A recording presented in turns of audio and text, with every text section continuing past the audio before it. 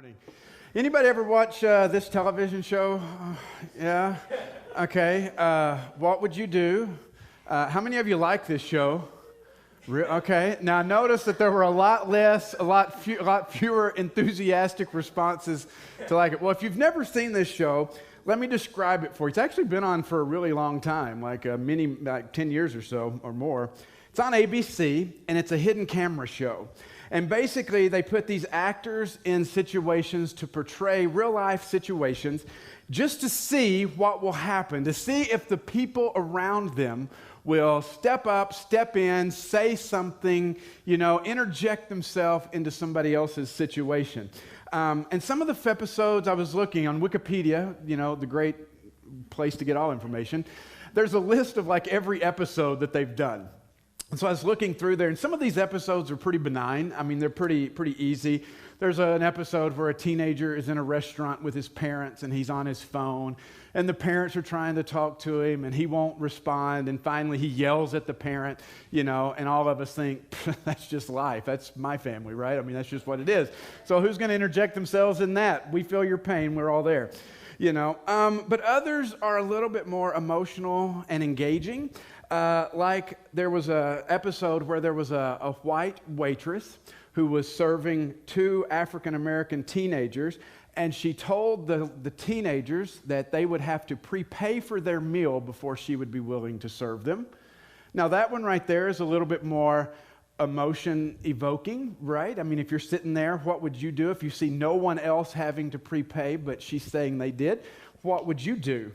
Then there was another one where there was a grocery bagger at a grocery store, obviously, and with noticeable Down syndrome, and one of the actor customers chooses to insult the bagger, calling them names, yelling at him, and even uses a very derogatory name for that individual.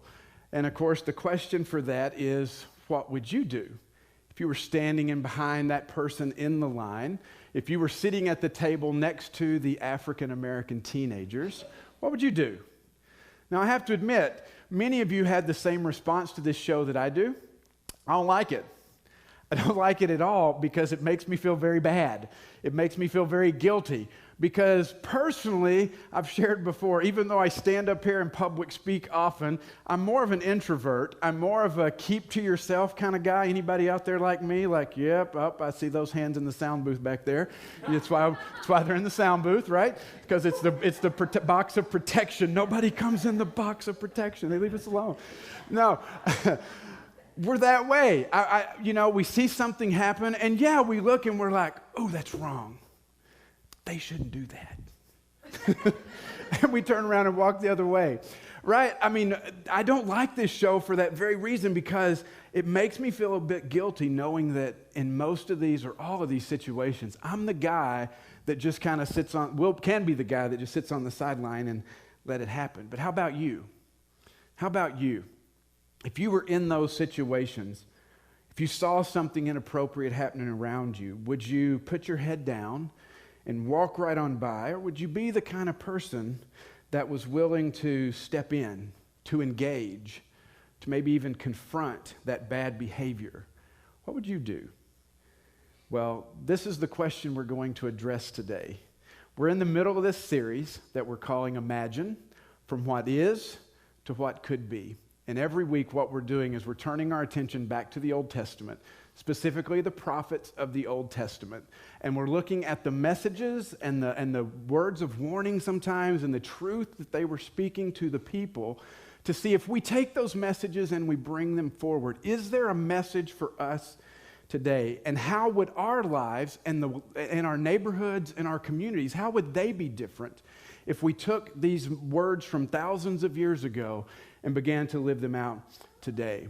And so far, we've seen things like calls for justice and mercy, to seek the peace and the prosperity of the city, and to not get discouraged or give up just because things may start out small or we may experience challenges. But today, we turn our attention to that question that we just asked. What would you do? What would you do? Instead of just turning or walking by and ignoring things around us, what would happen if we took that opportunity to step up? And not just to step up, but to step in to certain things. Now, I don't mean in an obnoxious, jerky, let's post on Facebook and ignite a fire kind of way, but I'm talking about what if we stepped into situations in a very Jesus-y, very loving, very truth-centered kind of way? What would things be like? How would life be different if we started actually standing in the gap for others? So as we look to the Old Testament prophets today, we're going to turn to the book of Ezekiel. Anybody ever read Ezekiel? It's a long one. It can get a little bogged down in the middle. Lots of imagery, scary things going on. Ezekiel's a prophet.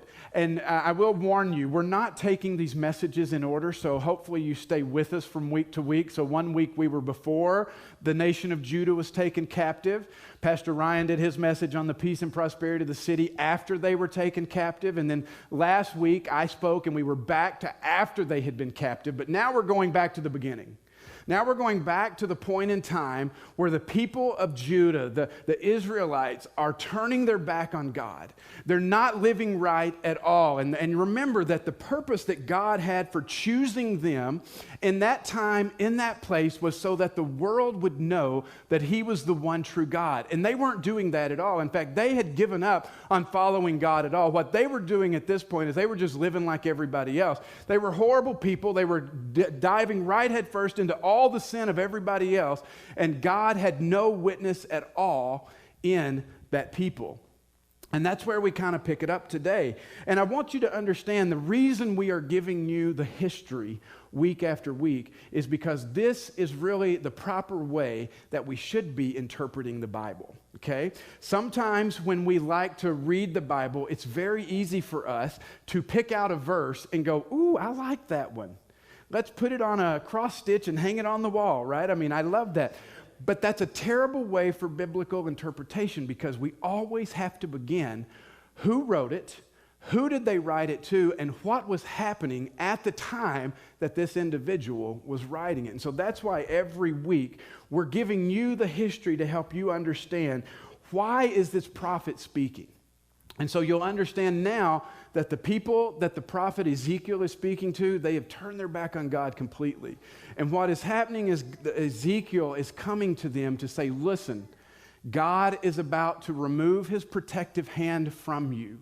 God has protected you from your enemies for ages.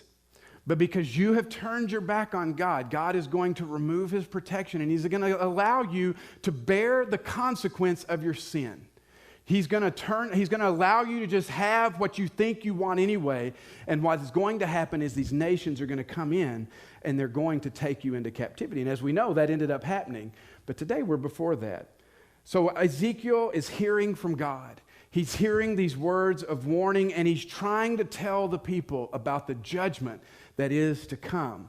And in Ezekiel chapter 22, he lays out a case for why this judgment is going to happen. And it's not great. God was going to remove His hand, and He's going to allow the nation of Babylon to come in, take them captive, and destroy the cities and destroy the temple. Now, we're not going to read the entire chapter, but we are going to read in Ezekiel chapter 22 because I think you'll get a good idea of what was going on here and why Ezekiel's laying out this case for judgment. I'm going to start in verse 25. And it says, there is a conspiracy of her princes within her like a roaring lion tearing its prey. They devour people, take treasures and precious things, and make many widows within her. Her priests do violence to my law and profane my holy things. They do not distinguish between the holy and the common. They teach that there is no difference between the unclean and the clean, and they shut their eyes to the keeping of my Sabbath so that I am profaned among them. Her officials within her are like wolves tearing their prey. They shed blood and kill people to make unjust gain. Her prophets whitewash these deeds for them by false visions, lying divinations. They say, this is what the sovereign Lord says when the Lord has not spoken. The people of the land practice extortion and commit robbery. They oppress the poor and the needy and mistreat the foreigner, denying them justice. Wow. Did you listen to that? Man, the first thing you need to understand is everybody gets called out in this moment. The princes, the priests, the prophets, the people, the city officials, everybody is named here. Everybody is implicated. Everyone is saying, Ezekiel's saying to everyone, you bear responsibility. And the list of things that they are accused of is horrible.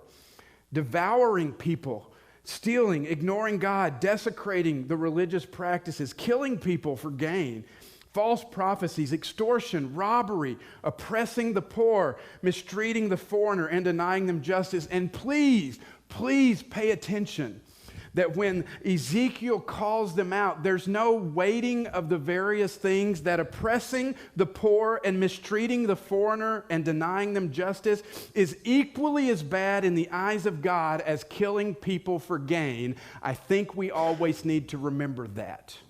Okay? So, if we are honest, when we read this passage, just that much right there, I look at that and go, these people get what's coming to them. I mean, they're horrible people. They need to be destroyed. They need to be wiped out. God should do what he's going to do. And so I find myself looking and feeling very unsympathetic to their cause, to their plight. But then we come to verse 30, right after the verse I just read, and listen to what it says. I looked for someone among them who would build up the wall and stand in the gap on behalf of the land so I would not have to destroy it, but I found no one. Now, my kids like to talk about mic drop moments occasionally. This is God's mic drop moment right here. I looked throughout the land for someone, anyone, who would be willing to stand up on behalf of the people, to stand in the gap, and I found who? No one. Isn't that one of the saddest verses you can read in the Bible? You see, in ancient times, to help us kind of understand what Ezekiel's saying here, in ancient times, you know you had cities, and their protection around the city was a wall. And so when a foreign army would come to invade, that wall was great protection. But what the foreign invading army would try to do would be to get to the wall and punch a hole through the wall, because if they could get a hole in the wall, they could start sending people through that hole and then not just attack from the outside, but also attack from the inside. And once the wall was breached and people could get in, the city would fall. The city could not stand. So once that hole was put in the wall, it was critical for someone to go stand there at the wall, to stand there in protection, to stand in that gap to make sure no one could get in. Now, as you can imagine, this would not be an easy job. This would not be a job that had no risk involved. In fact, it would be a very high-risk job. But it would be someone who cared enough, who loved enough, who was willing enough to go and place themselves there right in front of that hole to prevent anyone from being able to breach the city. And I love the imagery, because what God is saying through Ezekiel here is in a spiritual aspect. These people have turned their backs on God. They have given up everything that God has told them. They have desecrated the practices that God has laid out for them. And he looks and he says, you know what? I'm looking for someone, anyone, who would be willing to stand up on behalf of the people. And there was no one.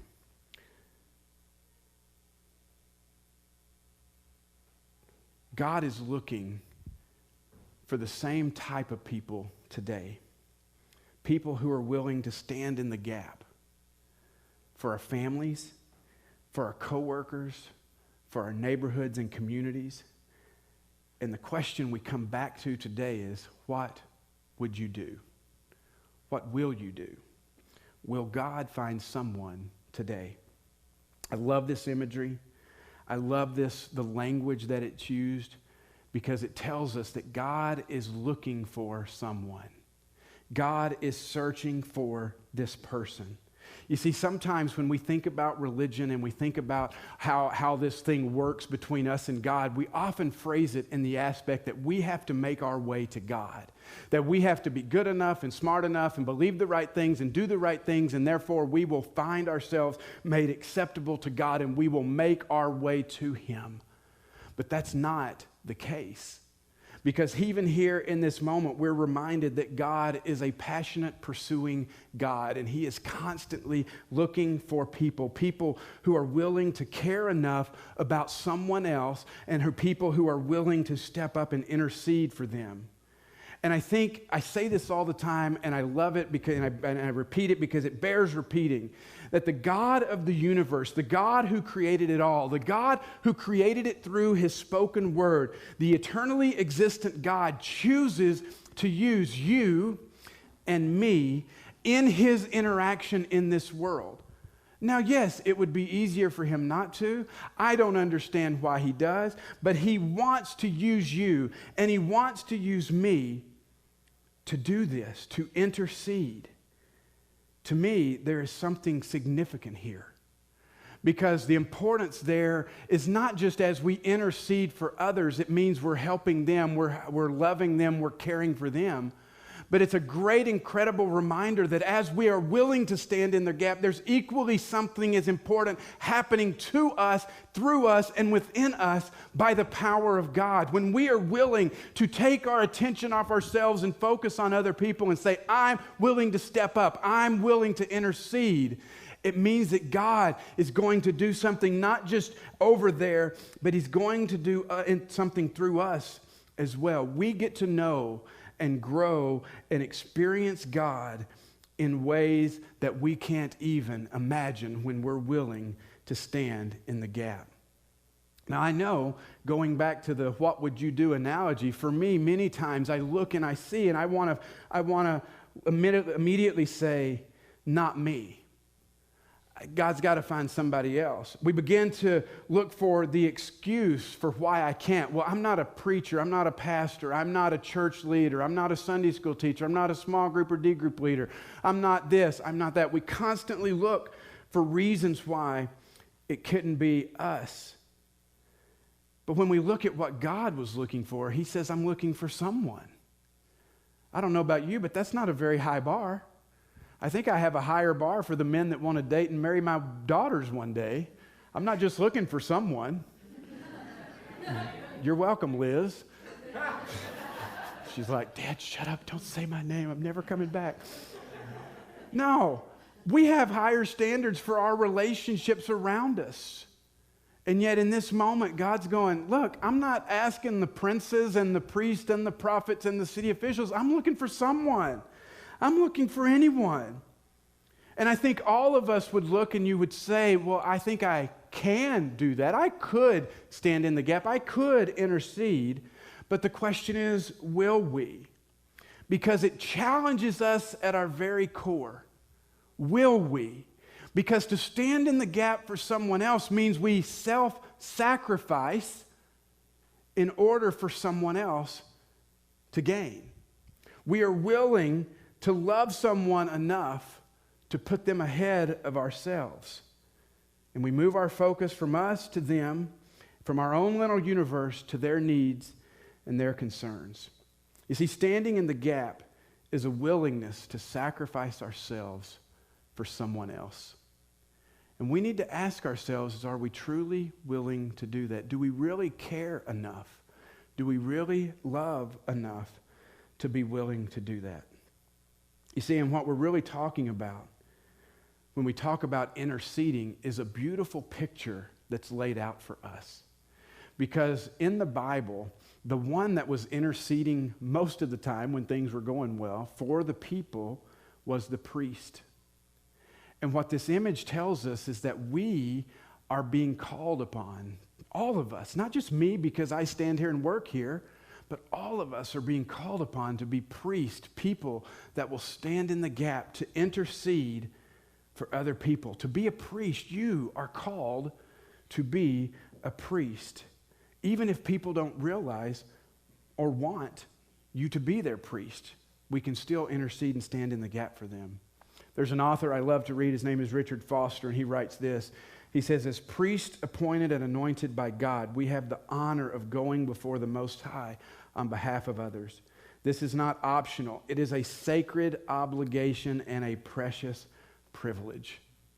He goes on to say, if we truly love people, we will desire for them far more than it is within our power to give them, and that will lead us to intercede. That will lead us to stand in the gap for them. When we love and we care that much, we realize that our intercession for them moves beyond just a, oh, God bless Garrett, I hope he has a good day. It drives us to our knees to cry out and bang on the throne of heaven for that person. It also goes further because it means instead of just passing by people casually, nonchalantly, it means we need to learn to stop. We need to learn to engage. We need to learn to observe. We need to learn to listen. You can't intercede for someone if you don't know them, if you don't understand what they're going through. And we sometimes in our culture are so much in a hurry and so busy and so preoccupied and so self-focused that we don't take the time to truly listen and hear when people are telling us what's going on in their lives. But standing in the gap means we stop. Have you ever just in a conversation really looked at somebody? Let me challenge you to do that. Just really, it may freak them out a little bit because we don't do that very often. But to actually look them in the eye. And then instead of thinking about the 15 things you've got to do and the place you've got to get to next, you stop and you really engage in what they're telling you. And then you respond. Not to fix them, but maybe to clarify. Maybe to let them know that you've been listening, to understand where they are and what they've been going through. Because we know you got stuff, I got stuff, all God's children got stuff. And if we don't take the time to stop and listen, if we just keep doing this around each other, what are we missing by not truly standing in the gap for one another here? For not standing in the gap for those coworkers that may be going through incredibly traumatic things that they just don't feel like they can share right then with people that just don't even look at them when they talk. We are called to intercede, to stand in the gap. Observe, pay attention, listen, hear, and care. Actually care. You know, I think sometimes when we think about this idea of interceding for people, standing in the gap, I think there's things behind us, presuppositions, that kind of drive us to inactivity. You know, Ezekiel is a tough book to read. I mean, maybe you saw it in the verses we read. If you continue reading past where we stop, it says, "So I will pour out my wrath on them and consume them with my fiery anger, bringing down on their heads all they have done, says the Lord." Wow, we don't like that, do we? We like lovey Jesus, but sometimes we need to understand that there's a judgment. We don't like that word. But do you realize if we never intercede for people, it's really making a statement that we don't believe that judgment is real? If we don't take the time to really get to know people, to understand, to share with them how Jesus has transformed our life, there could be the belief behind us that says, do we really believe that at all? Interceding can be done just by simply praying for people, but if we don't believe that prayer actually does anything, then we really don't find ourselves interceding very much, do we? You see, what we believe about God, about judgment, about Jesus, about love, will drive whether or not we're actually truly willing to step forward and stand in the gap for someone else. That's important for us to realize. Because if we believe that Jesus changes everything, if we have experienced the freedom from guilt and shame, if we have experienced freedom from the power of sin, if we have experienced the joy and the peace and the love that nothing in this world can match or comprehend, then there won't be anything that could possibly stop us from standing in the gap for those around us. There's nothing that could prevent us from doing that. From a practical standpoint, what does it mean to stand in the gap? It can be as simple as prayer, as I said, but it can be so much more than that. It can be being a witness. It can be a listening ear. It can be a voice for the voiceless. It can be being a father to the fatherless. It can be living generously. It can be all these things. It can be stepping into a place where you see a need and doing something about it and crying out to God on somebody else's behalf. What I love about this picture of standing in the gap isn't just the imagery of the wall, which I think is very powerful, but this idea of intercession, this idea of standing in the gap, it runs throughout the narrative of Scripture. It runs from the book of Genesis all the way to the end. Do you realize that? Early in the book of Genesis, we find Abraham, and Abraham is told that there's a city that's going to be destroyed. And Abraham himself steps up and he says, hold on, God, what about if we can find some righteous people in that city? Would you be willing to spare it? And God says, yes. What is Abraham doing in that moment? He's stepping in the gap. He's standing there interceding for that city. A little later in Exodus chapter 32, Moses is up on top of the mountain receiving the 10 Commandments. And the people of Israel down there, the Jewish people, they've gone nuts. They're building golden calves, worshiping idols, things like that. And God is ticked off. God is angry. They've seen his power. He's chosen them. He's called them out. And he's like, Moses, that's it. I'm going to wipe them out. And you know what Moses does? Not what Brent would have done. Brent would have said, you're right, do it. They're idiots. Take them out. Let's start over. Moses doesn't do that. Moses steps in and he says, don't do that, God. Don't do that. What would others look and say? What would the Egyptians say? That you just brought them out here to kill them? Moses stands in the gap for a bunch of idiots. People who had turned their back on God. And let that be something that tells us that we may be called to stand in the gap for idiots. People we look at, people we think you get what you deserve, and yet that's not what we see happening, because even then the greatest example of intercession, the greatest example of somebody standing in the gap is Jesus Christ nailed to a cross between earth and heaven. Interceding for us, knowing there was no way in our sin that there was ever anything we could do to get right with God. And he said, they're a bunch of idiots, but God, I love them. I love them. I'm going to lay down my life for them. You know what's amazing about this picture is it wasn't just that Jesus on the cross interceded, that when you go and you read in the book of Hebrews in the New Testament, it says that Jesus is even interceding for us today, right now, in this moment. He continues to intercede for you. And that needs to be our motivation. And we look at people and we say they may not deserve it. That's right, we didn't deserve it either. We look at others and we say, is it really worth our time? Well, were we really worth Jesus' time?